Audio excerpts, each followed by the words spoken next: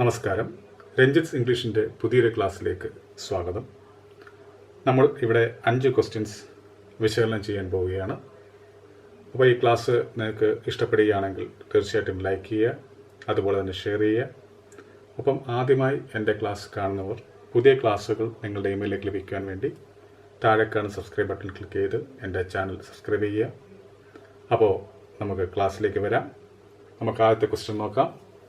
എന്താണ് ഇവിടെ ചോദിച്ചിരിക്കുന്നത്? Latent means. ലാറ്റന്റ് എന്ന് പറയുന്ന വാക്കുകൊണ്ട് എന്താണ് അർത്ഥമാക്കുന്നത്? ദാറ്റ് മീൻസ് എന്താണ്? സിനോണിം എഴുതാനാണ് ചോദിച്ചിരിക്കുന്നത്, അല്ലേ? എന്താണ് ചോദിച്ചിരിക്കുന്നത്? സിനോണിം എഴുതാനാണ് ചോദിച്ചിട്ടുണ്ടായിരിക്കും. അപ്പോൾ ഇങ്ങനൊരു ചോദ്യം വരുമ്പോൾ നമ്മൾ എന്താണ് ചെയ്യേണ്ടത്? നമ്മൾ മനസ്സിലാക്കേണ്ട കാര്യം, ഒരു വാക്ക് തന്നിട്ട് അതിൻ്റെ സിനോണിമോ അല്ലെങ്കിൽ ആന്റോണിമോ എഴുതാൻ ചോദിക്കുമ്പോൾ 4 ഓപ്ഷൻസ് ഉണ്ടായിരിക്കും. അതിലെ ആ പറയുന്ന 4 ഓപ്ഷൻസുകളിൽ ഒന്ന് ബാക്കിയുള്ളവരിൽ നിന്ന് വ്യത്യസ്തമായിരിക്കും, അല്ലെ? അർത്ഥം കൊണ്ട് വ്യത്യസ്തമായിരിക്കും. എങ്ങനെയാണ്? അർത്ഥം കൊണ്ട് വ്യത്യസ്തമായിരിക്കും. അതായത് 3 ചോയ്സ് ഓപ്ഷൻസും എന്തായിരിക്കും? ഒരേ അർത്ഥങ്ങളായിരിക്കാം. അതിലൊരർത്ഥം വ്യത്യസ്തമായിരിക്കും. ആ വ്യത്യസ്തപ്പെട്ട് കിടക്കുന്ന അർത്ഥമായിരിക്കും ഈ പറയുന്ന ചോദ്യങ്ങളുടെ ഉത്തരവ്. നമുക്കിവിടെ നോക്കാം. അതായത് ലാറ്റന്റ് മീൻസ്. അപ്പോൾ ഇവിടെ നമുക്ക് ഈ 4 ഓപ്ഷൻസിനെ നമുക്കൊന്ന് പരിചയപ്പെടാം. നോക്കാം. ഒബ്വിയസ്. എന്താ ഒബ്വിയസിന്റെ അർത്ഥം? ക്ലിയർ, വ്യക്തം എന്നാണ് ഒബ്വിയസിന്റെ അർത്ഥം. അപ്പാരന്റ് എന്ന് വെച്ചാൽ അർത്ഥം എന്തോ? വിസിബിൾ, കാണാൻ പറ്റുന്ന, അല്ലെ? അതിന്റെ അർത്ഥം എന്താ? വ്യക്തം എന്ന അർത്ഥത്തിൽ, വ്യക്തമാണ്. അതുപോലെ തന്നെ മാനിഫെസ്റ്റ്. മാനിഫെസ്റ്റിന്റെ അർത്ഥം എന്താണ്? വ്യക്തമായത് എന്നർത്ഥത്തിൽ, അല്ലെങ്കിൽ പ്രകടമായത് എന്നൊക്കെയാണ് മാനിഫെസ്റ്റിന്റെ അർത്ഥം. എന്നാൽ കൺസീൽഡ് എന്ന് പറയുമ്പോഴോ, എന്താ കൺസീൽഡ് എന്ന് പറയുമ്പോൾ റിവീലിന്റെ ഓപ്പോസിറ്റ് ആണ് കൺസീൽ. റിവീൽ എന്ന് വെച്ചാൽ എന്തർത്ഥം? വെളിപ്പെടുത്തുക എന്നർത്ഥം. കൺസീൽ, മറച്ചു വെക്കുക എന്നർത്ഥം. ഇവിടെ കൺസീൽഡ് എന്ന് പറയുന്നത് ഏത് രൂപത്തിലാണ് തന്നിരിക്കുന്നത്? അഡ്ജക്റ്റീവ് ഫോമിലാണ് തന്നിരിക്കുന്നത്. അഡ്ജക്റ്റീവ്. ഈ കൺസീൽഡ് എന്ന് പറയുന്നത് അഡ്ജക്റ്റീവാണ്. ഈ കൺസീൽഡ് നമ്മൾ വെർബ് വെച്ച് പറയുകയാണെങ്കിൽ ഇത് എന്തൊരു ഫോമാണ്? V3 ഫോമാണ്, അല്ലെ? കൺസീൽ എന്ന് പറയുന്ന വെർബിന്റെ V3 ഫോമാണ് കൺസീൽഡ്. ഈ പറയുന്ന V3 ഇവിടെ എന്തായിട്ടാണ് ഉപയോഗിച്ചിരിക്കുന്നത്? അഡ്ജക്റ്റീവ് ആയിട്ടാണ് ഉപയോഗിച്ചിരിക്കുന്നത്. കാരണം ഈ ലാറ്റന്റ് എന്ന് പറയുന്നത് എന്ത് തന്നെയാണ്? അഡ്ജക്റ്റീവാണ്. ലാറ്റന്റ് എന്ന് പറയുന്ന വാക്കിന്റെ അർത്ഥം എന്താ? പ്രകടമായ, ലാറ്റന്റ് എന്ന് പറയുന്ന വാക്കിന്റെ അർത്ഥം എന്താ? ഹിഡൻ ആയിട്ടുള്ളതാണ്, അല്ലെ? ലാറ്റന്റ് എന്ന് പറയുന്ന വാക്കിന്റെ അർത്ഥം എന്താണ്? ഹിഡൻ എന്നാണ്. എന്താണ് ഹിഡൻ? എന്താ ഹിഡൻ? മറഞ്ഞു കിടക്കുന്ന അല്ലെങ്കിൽ ഒളിഞ്ഞു കിടക്കുന്ന എന്നാണ് ഹിഡൻ. എന്റെ ലാറ്റൻ എന്ന് പറയുന്നതിന്റെ വ്യക്തമായ അർത്ഥം എന്താണെന്ന് ചോദിച്ചു കഴിഞ്ഞാൽ എന്താ? എക്സിസ്റ്റിംഗ് ആണ്, അല്ലെ? എന്നുവെച്ചാൽ ഇപ്പൊ നിലനിൽക്കുന്നതാണ്, പക്ഷെ അത് ഹിഡൻ ആണ്. അങ്ങനെയുള്ള ഒത്തിരി കാര്യങ്ങൾ നമ്മുടെ പ്രപഞ്ചത്തിൽ തന്നെയുണ്ട്. അപ്പൊ അങ്ങനെയുള്ളതിനെ കണ്ടെത്തുന്നതിനെ നമ്മൾ എന്ത് പറയുന്നത്? ഡിസ്കവറി എന്ന് പറയുന്നത്, കണ്ടെത്തൽ എന്ന് പറയും, അല്ലെ? അപ്പൊ ലാറ്റന്റ് കൊണ്ട് ഉദ്ദേശിക്കുന്നത് എക്സിസ്റ്റിംഗ് ആണ്, പക്ഷെ അതെന്താണ്? ഹിഡൻ ആണ്. മനസ്സിലായില്ലേ? ആ അർത്ഥത്തിലാണ് ലാറ്റന്റ് കൊണ്ട് ഉദ്ദേശിക്കുന്നത്. അപ്പൊ ലാറ്റന്റ് എന്ന് പറയുന്ന വാക്കിന്റെ അതേ അർത്ഥം എന്താണ്? കൺസീൽഡ്. കൺസീൽഡ് എന്ന് വെച്ചാൽ എന്താ? ഹിഡൻ, അല്ലെങ്കിൽ മറച്ചു വെച്ചിരിക്കുന്നത് എന്നാണ് കൺസീൽഡിന്റെ അർത്ഥം. അപ്പൊ നമ്മളിവിടെ നോക്കുമ്പോൾ ഈ ഓപ്ഷൻസിൽ ഈ 3 ഒരേ അർത്ഥമാണ്. എന്ത്? വ്യക്തമായത് അല്ലെങ്കിൽ പ്രകടമായത് എന്നൊക്കെ അർത്ഥമില്ല. ഈ ഒബ്വിയസ്, അപ്പാരന്റ്, മാനിഫെസ്റ്റ് എന്ന് പറയുന്ന 3 വാക്കുകളുടെ അർത്ഥം. അതിൽ നിന്ന് വ്യത്യസ്തപ്പെട്ട് കിടക്കുന്ന വാക്കാണ് എന്ത്? കൺസീൽഡ്, അല്ലെ? കൺസീൽഡ് എന്ന് വെച്ചാൽ എന്താ? ഹിഡൻ എന്നർത്ഥമില്ല, മറച്ചു വെക്കുന്ന അർത്ഥമില്ല. അപ്പൊ അങ്ങനെ ഇവിടെ നോക്കുമ്പോൾ ഈ 4 ഒന്ന് വ്യത്യസ്തപ്പെട്ട് കിടക്കുന്നു, ബാക്കി 3 ഒരേപോലെ കിടക്കുന്നു. അപ്പോൾ അങ്ങനെ വരുമ്പോൾ ഇവിടുത്തെ അർത്ഥം എന്തായിരിക്കും? ഇവിടുത്തെ ഉത്തരം എന്തായിരിക്കും? കൺസീൽഡ് ആണ്. ലാറ്റന്റ് എന്ന് പറയുന്ന വാക്കിന്റെ അതേ അർത്ഥം വരുന്ന വാക്ക് ഏതാണ്? കൺസീൽഡ് ആണ്, അല്ലെ? അപ്പൊ നമുക്ക് മനസ്സിലാക്കേണ്ട കാര്യം, നമുക്ക് ഏകദേശം കുറെ പദങ്ങളോ അതിന്റെ അർത്ഥങ്ങളൊക്കെ അറിഞ്ഞു വെച്ചിരുന്നു കഴിഞ്ഞാൽ നമുക്ക് ഇങ്ങനെ ചില ക്വസ്റ്റ്യൻസ്, ഇപ്പം നമുക്ക് ഈ പറയുന്ന ലാറ്റന്റ് ഇങ്ങനെ ക്വസ്റ്റ്യൻ നേരിട്ട് തരുമ്പോൾ അതിന്റെ അർത്ഥം പെട്ടെന്ന് നമുക്ക് അറിയണമെന്നില്ല, അല്ലെ? ഇപ്പം ലാറ്റന്റ് എന്ന് പറയുന്ന വാക്ക് തന്നിട്ട് അതിന്റെ അർത്ഥം എന്താണെന്ന് ചോദിച്ചാൽ ചിലവർക്ക് പറയാൻ സാധിക്കത്തില്ല. പക്ഷേ നമുക്ക് ഇങ്ങനെ ഓപ്ഷൻ വെച്ചുകൊണ്ട് നമുക്ക് എന്ത് ചെയ്യാൻ പറ്റും? ആൻസർ കണ്ടെത്താൻ പറ്റും. അത് നമ്മുടെ ലോജിക്കാണ്. എന്താണ്? തീർച്ചയായിട്ടും ഈ പറയുന്ന വാക്കിന് ഇവിടെ പറയുന്ന ഉത്തരം ഇതിലെ ഏതെങ്കിലും ഒന്നായിരിക്കും. ഏതെങ്കിലും ഒന്ന്. ആ ഒന്നിന് എന്താണ് പ്രത്യേകത? മറ്റ് 3 എണ്ണത്തിൽ നിന്നും വ്യത്യസ്തമായിരിക്കും. അങ്ങനെ മറ്റ് 3 എണ്ണത്തിൽ നിന്നും വ്യത്യസ്തമായി കിടക്കുന്ന ഒന്നായിരിക്കും ഇങ്ങനെ സിനോണിമോ അന്റോണിമോ ചോദിച്ചുകൊണ്ട് വരുന്ന ചോദ്യത്തിന്റെ ഉത്തരം. അപ്പോൾ നമുക്ക് ഓപ്ഷൻസിൽ നിന്നും തന്നെ നമുക്ക് ഉത്തരം കണ്ടെത്താൻ പറ്റും. അതാണ് ഞാൻ ഇവിടെ വ്യക്തമാക്കി തന്നത്. അപ്പോൾ ലേറ്റന്റ് കൊണ്ട് എന്താ ഉദ്ദേശിക്കുന്നത്, അതിന്റെ അർത്ഥം എന്താണ്? കൺസീൽഡ് എന്നാണ് ലേറ്റന്റ് എന്ന് പറയുന്ന വാക്കിന്റെ അർത്ഥം. മനസ്സിലല്ലേ? അപ്പൊ ലാറ്റന്റ് എന്ന് പറയുന്ന വാക്കിന്റെ സിനോണിം എന്ന് പറയുന്നത് എന്തായിരിക്കും? കൺസീൽഡ് എന്നാണ്. ഇനി അടുത്ത് നോക്കുക, the accident took place 2 days dash. അതായത് 2 ദിവസങ്ങൾക്ക് മുമ്പാണ് ആ അപകടം നടന്നത് എന്നാണ് ഇവിടെ പറയുന്നത്. അപ്പൊ മുൻപ് അല്ലേ 2 days ഉള്ളത്. അപ്പൊ 2 ദിവസങ്ങളെന്ന് ഇവിടെ തന്നിട്ടുള്ളൂ. ഈ മുമ്പെന്ന അർത്ഥത്തിൽ നമുക്ക് എഴുതണം. The accident took place 2 days dash. 2 ദിവസങ്ങൾക്ക് മുൻപ്. അപ്പൊ മുൻപ് എന്ന തരത്തിൽ അർത്ഥം വരുന്ന വാക്കായിരിക്കും നമ്മളിവിടെ എഴുതേണ്ടത്.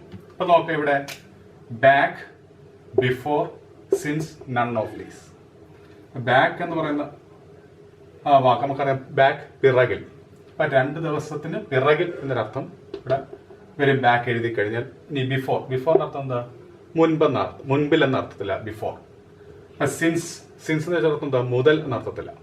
ഇനി ഇവിടെ നൺ ഓഫ് ദീസ്. ഇതിനകത്ത് ഏതെങ്കിലും ഇതിൽ പറഞ്ഞിരിക്കുന്ന 3 എണ്ണത്തിൽ ആൻസർ ഇല്ല എന്ന് കണ്ട് തോന്നിക്കഴിഞ്ഞാൽ നമുക്ക് എന്ത് എഴുതാം? നൺ ഓഫ് ദീസ് എന്ന് നമുക്ക് ആൻസർ ആയിട്ട് എഴുതാം. അപ്പൊ ഇവിടെ സംഭവിക്കുന്നത് പലരും എന്ത് ചെയ്യും? ഈ ബിഫോർ എഴുതാൻ ചാൻസ് ഉണ്ട്. കാരണം മുൻപിൽ എന്ന അർത്ഥത്തിൽ വരാൻ എന്താണ് വാക്ക്? ബിഫോർ ആണ്. അങ്ങനെ പലരും എന്ത് ചെയ്യും? ബിഫോർ എന്ന് എഴുതും. അങ്ങനെ എഴുതും എന്നൊരു ഉദ്ദേശം ഉണ്ടായത് കൊണ്ടാണ് ഇവിടെ നൺ ഓഫ് ദീസ് എന്ന് പറയുന്ന ഓപ്ഷൻ തന്നിരിക്കുന്നത്. കാരണം ഈ നൺ ഓഫ് ദീസ് എന്ന് പറയുന്ന അത് പെട്ടെന്ന് കണ്ണിൽ പെടത്തില്ല. നമ്മളൊരു ക്വസ്റ്റ്യൻ നമുക്ക് എല്ലാവർക്കും അറിയാം, ഒരു ക്വസ്റ്റ്യൻ അറ്റൻഡ് ചെയ്യാൻ തുച്ഛമായ സമയങ്ങളേ ഉള്ളൂ. അപ്പൊ ഇങ്ങനെ 2 days മുൻപിൽ എന്നർത്ഥം കൊണ്ട് ഒറ്റയടിക്കോ ചിലരെന്ത് ചെയ്യും? ഈ ഓപ്ഷനിൽ ബിഫോർ എന്ന് കണ്ട് ബിഫോർ എഴുതി വെക്കാൻ ചാൻസ് ഉണ്ട്. പക്ഷെ ഇവിടെ ബിഫോർ ആൻസർ എഴുതി കഴിഞ്ഞാൽ അത് തെറ്റാണ്. പിന്നെ ഇവിടെ എന്താണ് കറക്റ്റ് ആയിട്ട് വരേണ്ടത്? എഗോയാണ്. എന്താണ്? എഗോ എന്നാണ് ഇവിടെ വരേണ്ടത്. അല്ലെ? അപ്പം 2 വർഷങ്ങൾക്ക് മുൻപ് അല്ലെ? ഇപ്പൊ കഴിഞ്ഞ കാലത്തിൽ ഒരു കാര്യം നമ്മൾ പറയാം അല്ലെ? അപ്പൊ നോക്കുക, ഇവിടെ ആക്സിഡന്റ് ടുക്ക് പ്ലേസ് എന്നാണ്. ഈ ടുക്ക് പ്ലേസ് എന്നാണ് ഇവിടുത്തെ വെർബ്. ഈ വെർബ് എന്ന് പറയുന്നത് എന്താണ്? സിമ്പിൾ പാസ്റ്റ് ആണ്. ഈ വെർബ് എന്ന് പറയുന്നത് എന്താണ്? സിമ്പിൾ പാസ്റ്റ് ആണ്. അപ്പോൾ സിമ്പിൾ പാസ്റ്റിൽ ഒരു കാര്യം പറയുമ്പോൾ അവിടുത്തെ ടൈമിങ് വേർഡായിട്ട് വരുന്ന വാക്കാണ് ഇത് എഗോ. ബിഫോറും വരാം. എങ്ങനെയാണെങ്കിൽ ഈ പറയുന്ന കാര്യം റിപ്പോർട്ടർ സ്പീച്ച്, അത് ഇൻഡയറക്റ്റ് സ്പീച്ചിലേക്ക് പറയുമ്പോൾ, റിപ്പോർട്ടർ സ്പീച്ച് നമുക്കറിയില്ല, റിപ്പോർട്ടർ സ്പീച്ച്, ഇൻഡയറക്റ്റ് സ്പീച്ച്. അങ്ങനെ ഇൻഡയറക്റ്റ് സ്പീച്ചിലേക്കോ അല്ലെങ്കിൽ റിപ്പോർട്ടർ സ്പീച്ചിലേക്കോ പറയുമ്പോൾ നമ്മൾ ഈ എഗോ എന്ന് പറയുന്നതിന് പകരമായിട്ട് നമ്മൾ എന്ത് എഴുതും? ബിഫോർ എഴുതും. ഇപ്പൊ സങ്കല്പിക്കുക, ഇവിടെ തന്നിരിക്കുന്ന ഈ സെന്റൻസ്, അതായത് the accident took place 2 days ago എന്ന് പറയുന്ന ഒരു സെന്റൻസ് ഡയറക്റ്റ് സ്പീച്ച് ആയിട്ട് തന്നിട്ട് അതിനെ ഇൻഡയറക്റ്റ് സ്പീച്ചിലേക്ക് അല്ലെങ്കിൽ റിപ്പോർട്ടർ സ്പീച്ചിലേക്ക് മാറ്റാൻ പറയുമ്പോൾ അവിടെ നമ്മൾ എന്ത് ചെയ്യും? ഈ എഗോയെ മാറ്റി നമുക്ക് എന്തായിട്ട് എഴുതാം? ബിഫോർ ആയിട്ട് എഴുതാം. അങ്ങൊരു സാഹചര്യത്തിൽ മാത്രമേ നമുക്ക് ഈ ബിഫോർ എഴുതാൻ പാടുള്ളൂ. എവിടെ? സിമ്പിൾ പാസ്റ്റ് ടെൻസിലുള്ള സെന്റൻസ്. അല്ലാതെ നമ്മൾ ഡയറക്റ്റ് ആയിട്ട് പറയുമ്പോൾ നമ്മൾ എന്ത് എഴുതാവൂ? എഗോയെ എഴുതാവൂ. അങ്ങൊരു റൂള് ഉണ്ട്.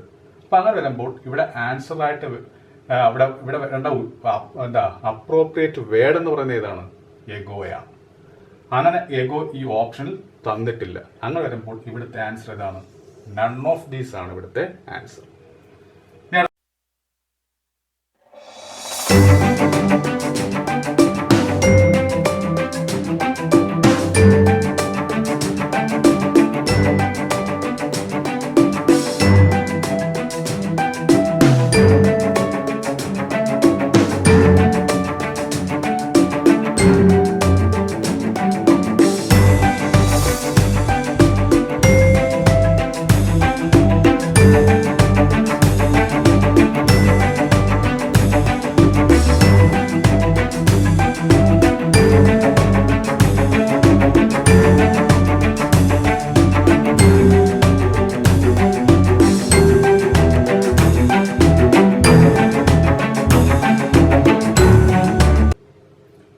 അടുത്ത ക്വസ്റ്റ്യൻ നോക്കുക. Rakesh is Manu's dash. ഇവിടെ നോക്കിയിട്ടുണ്ട് കോൺഫിഡന്റ് എന്ന് കൊടുത്തിട്ടുണ്ട്, കോൺഫിഡന്റ് എന്ന് കൊടുത്തിട്ടുണ്ട്, ഡിഫിഡന്റ് എന്ന് കൊടുത്തിട്ടുണ്ട്, ഫ്രണ്ട് എന്ന് കൊടുത്തിട്ടുണ്ട്. അപ്പം നമുക്ക് ഈ പറയുന്ന വാക്കുകളുടെയൊക്കെ ഒന്ന് അർത്ഥം ഒന്ന് മനസ്സിലാക്കി ഒന്ന് വിശകലനം ചെയ്ത് നോക്കാം.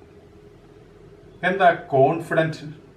ഈ കോൺഫിഡന്റ്, ഡിഫിഡന്റ് ഇതെന്താണ്? അഡ്ജക്റ്റീവ് ഫോംസ് ആണ്. ഈ കോൺഫിഡന്റും ഡിഫറന്റും എന്നൊക്കെ പറയാൻ എന്താണ്? അഡ്ജക്റ്റീവ് ഫോംസ് ആണ്. കോൺഫിഡന്റ് എന്ന് പറയുന്നത് എന്താണ്? നൗൺ ഫോമാണ്. ഫ്രണ്ട് എന്ന് പറയുന്നത് എന്താണ്? നൗണാണ്. മനസ്സിലാക്കുക. കോൺഫിഡന്റ്, ഡിഫിഡന്റ്. ഈ കോൺഫിഡന്റ് അഡ്ജക്റ്റീവായിട്ട് വരുമ്പോൾ ഇവിടെ എന്താ ഉദ്ദേശിക്കുന്നത്? ആത്മവിശ്വാസമുള്ളത് എന്നർത്ഥമില്ല. ഇപ്പൊ കോൺഫിഡന്റ്, ഇപ്പൊ നമ്മൾ പറയുന്നത് കോൺഫിഡൻസ് നമ്മൾ കേട്ടിട്ടുണ്ടല്ലോ. എന്താ കോൺഫിഡൻസ്? കോൺഫിഡൻസ് എന്ന് വെച്ചാൽ എന്താ ഉദ്ദേശിക്കുന്നത്? ആത്മവിശ്വാസം. അതിന്റെ അഡ്ജക്റ്റീവ് ഫോമാണ്. അതിപ്പം ആത്മവിശ്വാസം എന്ന് പറയുന്നത് നൗൺ ഫോമാണ്. കോൺഫിഡൻസ് എന്ന് പറയുമ്പോൾ അത് ആത്മവിശ്വാസം, അത് നൗൺ ഫോമാണ്. അതിന്റെ അഡ്ജക്റ്റീവ് ഫോമാണെന്ത്? കോൺഫിഡന്റ് അല്ലേ? അപ്പൊ എന്താ അർത്ഥം? ആത്മവിശ്വാസമുള്ള. അതിന്റെ ഓപ്പോസിറ്റ് ആണ് എന്തെന്ന്? ഡിഫിഡന്റ്. എന്താ? ആത്മവിശ്വാസം ഇല്ലാത്തത്. ഇനി എന്താ കോൺഫിഡന്റ് നൗൺ? ഇപ്പൊ ഇവിടെ നോക്കി, ഈ കോൺഫിഡന്റ് നമ്മൾ വ്യത്യാസം. ഇവിടെ ഇ ആണെങ്കിൽ ഇവിടെ എന്താണ്? എ ആണ് വന്നിരിക്കുന്നത്. അപ്പൊ ഒരു അക്ഷരത്തിന്റെ വ്യത്യാസം മാത്രമേ ഉള്ളൂ, പക്ഷെ അർത്ഥം മാറിപ്പോകും. ഈ കോൺഫിഡന്റ് അഡ്ജക്റ്റീവ് ആണെങ്കിൽ ഈ കോൺഫിഡന്റ് എന്താ? നൗൺ ഫോമാണ്. ഈ കോൺഫിഡന്റ് അർത്ഥം എന്താ? മനസ്സാക്ഷി സൂക്ഷിപ്പുകാരനാണ് അല്ലെ? മനസ്സാക്ഷി സൂക്ഷിപ്പുകാരൻ, അതായത് നമ്മുടെ കാര്യങ്ങളെല്ലാം തുറന്നു പറയുന്ന വ്യക്തി. ഏത് വിശ്വാസത്തിൽ? അയാൾ വേറൊരാളോട് ഈ പറയുന്ന നമ്മുടെ വ്യക്തിപരമായിട്ടുള്ള കാര്യങ്ങളൊന്നും പറയത്തില്ല എന്ന വിശ്വാസത്തിൽ നമ്മൾ ഒരു വ്യക്തിയോട് നമ്മുടെ എല്ലാ കാര്യങ്ങളും തുറന്നു പറയുമ്പോൾ അയാൾ നമ്മുടെ എന്തായി മാറുന്നു? മനസ്സാക്ഷി സൂക്ഷിപ്പുകാരനായി മാറുന്നു. അപ്പൊ ആ മനസ്സാക്ഷി സൂക്ഷിപ്പുകാരൻ എന്ന അർത്ഥത്തിൽ നമ്മൾ ഇംഗ്ലീഷിൽ പറയുന്ന വാക്കാണ് എന്ത്? കോൺഫിഡന്റ് എന്ന് പറയുന്നത്. അത് നൗൺ ഫോമാണ്. അവിടെ സ്പെല്ലിങ് എ വന്നാലേ അങ്ങനെ നൗൺ ഫോം ആവത്തുള്ളൂ. ഇവിടെ ഇ വന്നു കഴിഞ്ഞാൽ എന്തായി മാറും? കോൺഫിഡന്റ് എന്നുള്ള അഡ്ജക്റ്റീവ് ഫോമിലേക്ക് ആയി മാറും. അപ്പോൾ ഇവിടെ ഇനി എന്താ? ഫ്രണ്ട് നമുക്കറിയാം എന്താ? മുൻവശം എന്നർത്ഥം. ഫ്രണ്ട് വെച്ചർത്ഥം എന്താ? മുൻവശം. അപ്പം ഇതിനകത്ത് ഇങ്ങനെ കൺഫ്യൂഷൻ കണ്ടുകൊണ്ട് പലരും എന്ത് ചെയ്യും? കൂട്ടുകാരൻ എന്നർത്ഥത്തിൽ ഫ്രണ്ട് എന്ന് ആ അർത്ഥത്തിൽ ഫ്രണ്ട് എഴുതി വെക്കും.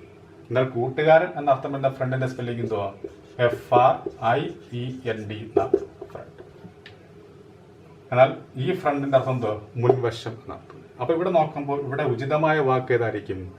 രാകേഷ് മനുവിന്റെ മനസ്സാക്ഷി സൂക്ഷിപ്പുകാരൻ ആണ് എന്ന് നമുക്ക് പറയാം.